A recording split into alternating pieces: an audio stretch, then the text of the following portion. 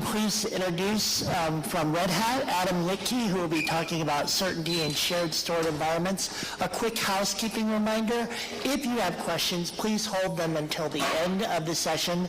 These sessions at the beginning of the day are brief, so we want to try to get as much speaker content in as possible. And without further ado, Adam Littke.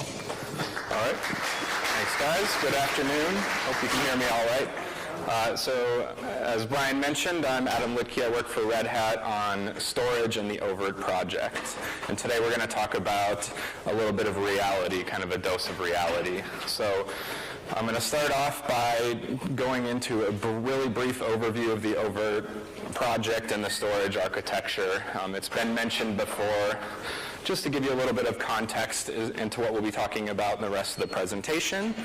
Then we get into the mayhem that's happening in everyday deployments of Overt. It happens all the time, and so we'll talk about the kinds of things that happen.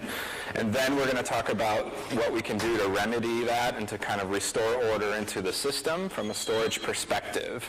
And then I'm going to try to bring it all together with some step-by-step examples to kind of go through the algorithms that we employ and how they're going to help solve the problem. So this is just a real quick high-level overview of Overt. Basically, Overt is enterprise virtualization management. It is orchestrated by a management application that we call the Overt engine, and it is connecting out to hundreds of hosts on top of which we can run thousands of virtual machines. Engine is kind of the brain behind the entire operation, which just dispatches commands out to the host to achieve the results that we're needing in our system. And it provides the interfaces to end users via REST API and a web interface. Now, all of our hosts that are in Overt are connecting out to shared storage. We support lots of different types there, from NFS to Gluster, iSCSI, Fiber Channel, Ceph, others as well. So that's a real brief introduction. Let's go down one level into the chain here. So basically, each storage endpoint, its main function is to store virtual machine disks. And in Overt, we call those images. We're using the QEMU, QCOW2 image format. So in our case, a virtual machine disk can actually be a sequence of underlying volumes organized into a chain.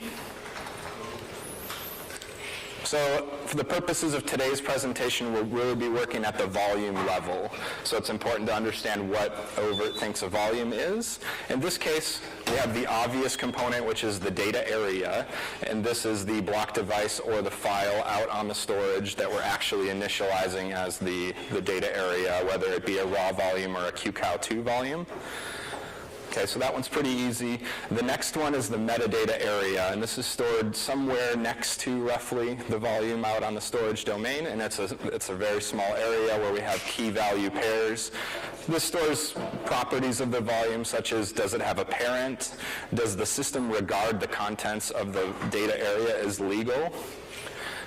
These type of things. And then one thing that I'll talk about today, which is the volume generation. Okay, and then the final area that we have is the lease area. I'll get into this one in more detail, but it's a shared storage lease, and a host is able to utilize this to gain exclusive access to the volume. So in Overt, we have basically storage operations occurring, which can be classified into two main groups. The first one are metadata operations. These really change the shape of the storage, I like to think of, so adding and removing volumes from the system. If you were here last year in this room, I gave a presentation on how we could manage in a resilient manner these type of operations by using garbage collection and storage transactions. Today I'm going to focus on the data path operations, which are the other type. These are kind of the main operations that are occurring in a steady state Overt environment. The main one being, the obvious one being a virtual machine accessing its disk while it runs on a host. But other examples are a hypervisor copying one volume from a source volume to a destination volume, for example. So these ones are requiring a little bit of different kind of protection, since garbage collection really can't handle the job. So we can take all of our data path operations and encapsulate them into something called a storage job. So let's say we're taking a high-level operation such as cloning a virtual machine disk from one storage type to another. This may comprise multiple sub-operations. For example, if we have a volume chain, we have to copy each volume in the chain over to the destination. So a storage job is going to be one copy from one volume to another. So kind of the most granular form of operation that we can provide. Okay, so Engine is going to package these into a storage job and schedule it for execution on a host of its choosing. At some point, that host is going to begin to run the job when it has available resources, and it's going to basically run that job in an asynchronous fashion, allowing Engine to query the progress during the operation. Okay. Basically, when the operation is completed, it's ephemeral, it goes away, we don't track it in a persistent manner, so it sort of maps to the process of actually copying the data. So that's a little bit of a background on the storage jobs. So this all works really great. It was designed for a reason because of the chaos that happens in everyday world. So we can have power outages, network service interruptions, hardware failures of all different stripes, which are affecting the operation of the system in unexpected ways. And we can have software bugs even, never and overt, the kernel, libvirt, QEMU, and of course our stuff too. So all of these things we can mitigate. We can have redundant power supplies, redundant networks. We can have better hardware that's better maintained. We can have better software development processes, but hard as we try, we can't eliminate these. So if you want to have reliable storage, you're going to have to design it from the ground up with some algorithms that are going to do that. And so this graphic here is just a little bit of a visual representation of what I said. The interesting thing is there are a lot of different ways that failures can happen with different effects. So the host can lose its connection to storage, Engine can lose its connection to the host, and then there can be internal problems with the host itself. And the main thing is a lot of these are going to look exactly the same to the Engine. So we can't say, if it was a power outage, do this, whatever. When it happens, we have no idea. So how do we restore order when we don't even know what went wrong? And basically what we can distill this down to is figure out all of the outstanding jobs that we're running across the affected hosts in the system, and we need to figure out what's happened to them. And you have to use storage to do this. Storage is really the point of record. It is, as I like to just say, if it's not on storage, it never happened, regardless of what you tell me. So this is our endpoint. We'll use the storage to tell us what happened. So the first thing we need to do is determine if there are any running jobs and decide if we want to wait for those or kill them. And then with any jobs that are ending, we need to decide if they succeeded or failed so that we can report back to Engine and we can correlate all of the outstanding jobs into resolving the end user command, whatever it was that they requested. In order to do these things, and again, having a storage-based approach, we have a couple of tools. The first one is volume leases. And I touched on these earlier. These are implemented with a technology called Sandlock, which we discussed last year as well.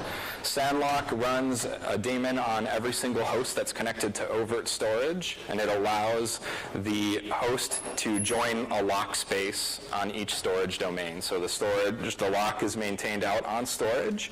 Once you're a member of that lock space as a host, you can request volume leases, which allows you to gain exclusive access to the volumes. You have to, as a host with leases, you have to abide by the Paxos lease algorithm, which means that you are occasionally updating and renewing your lease on storage, and also, making sure that you're passing the liveliness checks. And if, as a host, you're failing to operate correctly, then Sandlock can fence you. And this is really a two-phase thing. So the first thing Sandlock will try to do is kill any outstanding processes that are associated with volume leases. If that fails, it can use the kernel watchdog device to force a hard reset of the system. So with this in place, we now have a guarantee of exclusive access to volumes, but also importantly, we have a guarantee that those leases won't become stale or stuck in the case of failing hosts. They'll always be released so that we can use another host to satisfy the request. The second tool that we're going to use and talk about today is volume generations.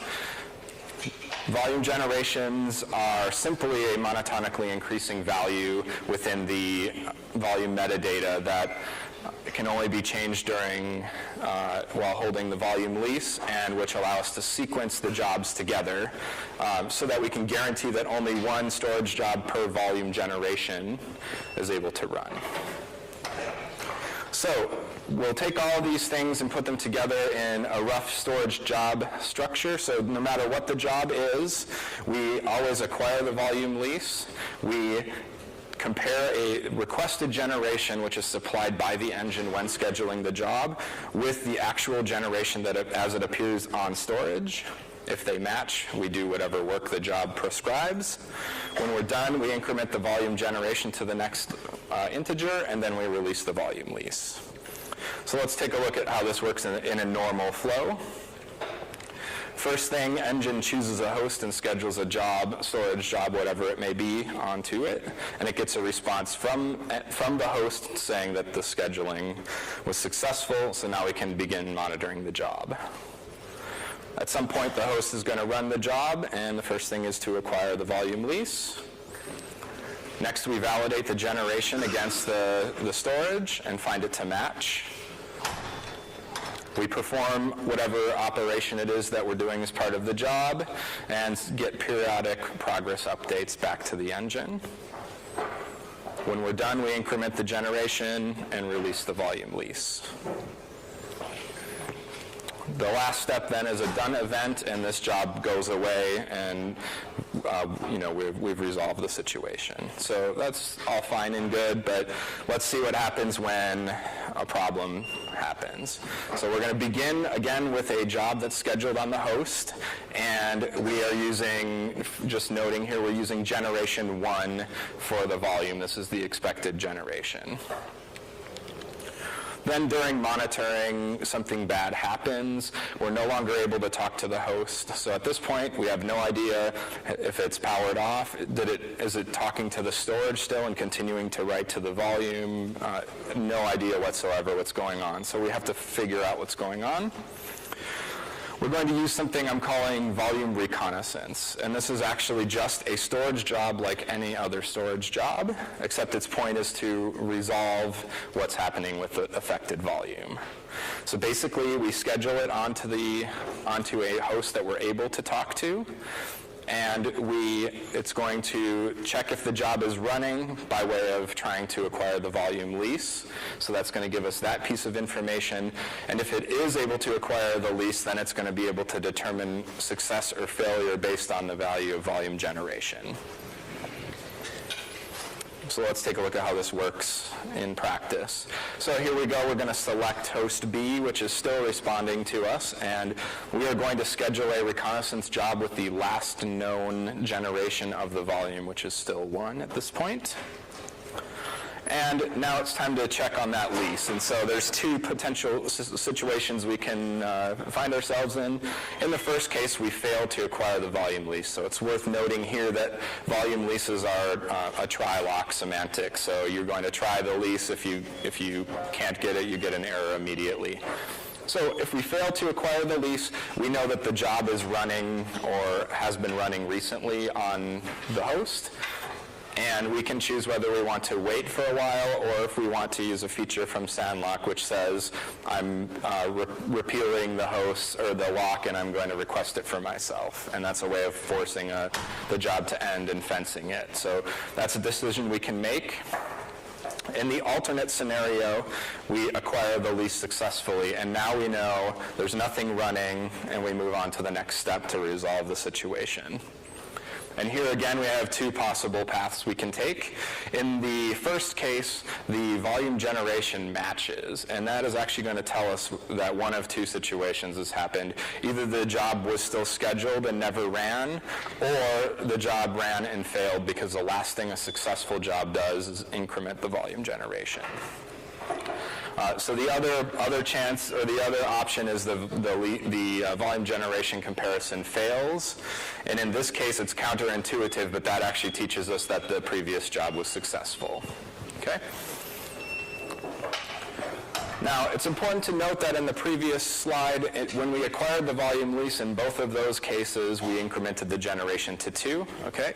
And that's important to note because it serves a really good function. If, for example, host A comes back to life and reconnects to storage, tries to execute that job, we don't want it stomping on what we may have done since we did our reconnaissance.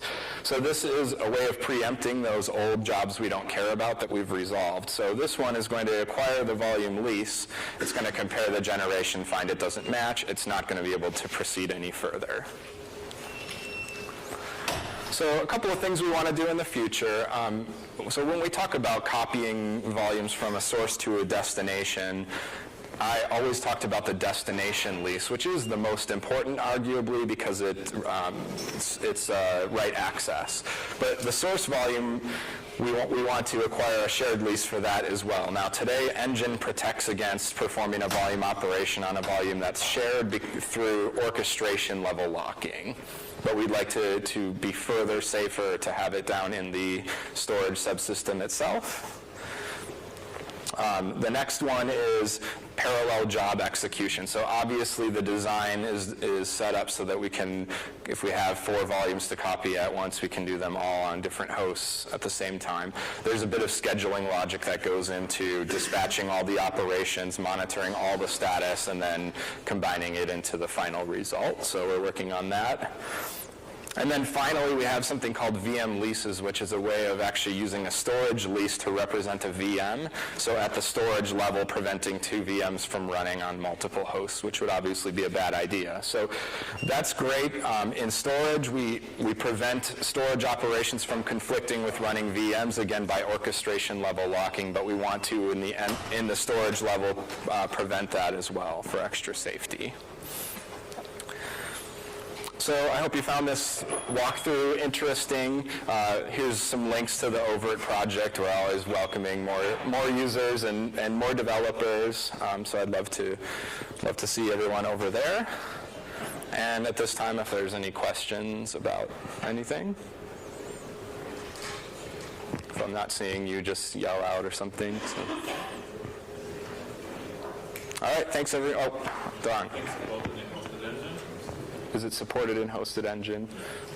Yeah, it should be working everywhere. It should be agnostic of that. In terms of the VM lease integration, we'll have to be extra careful about that, of course. But for typical storage operations, it'll work seamlessly. So, all right, thanks everyone.